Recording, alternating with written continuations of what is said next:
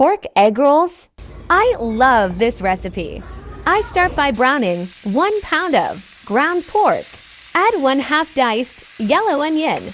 I used about 1/2 teaspoons salt and pepper.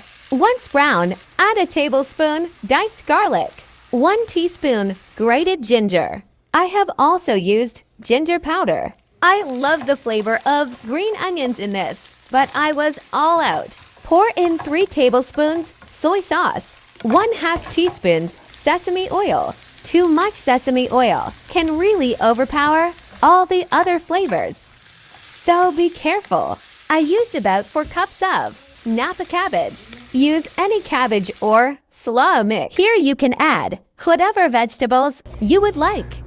Some require longer cooking time like carrots or potatoes. You can adjust the meat and veggies ratio. The cabbage will reduce as it cooks. Simmer with the lid on for a few minutes until the cabbage has softened a little. You want most of the juices to evaporate so the egg roll wrappers don't get wet. You can also drain the juices off or scoop the filling out with a slotted spoon. This is what I used. I set up an assembly line with the wrappers, the filling, a small dish of water, and a plate. Place your wrappers at this angle. Take about 3 tablespoons of your filling. Place close to the bottom corner.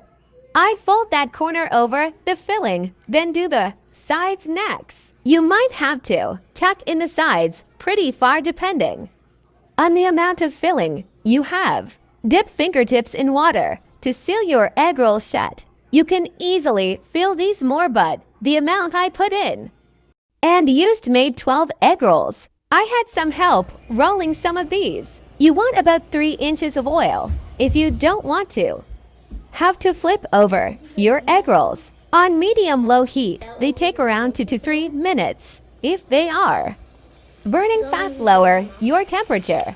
Mine were golden brown, around 45 seconds per side. Everybody's stove is different.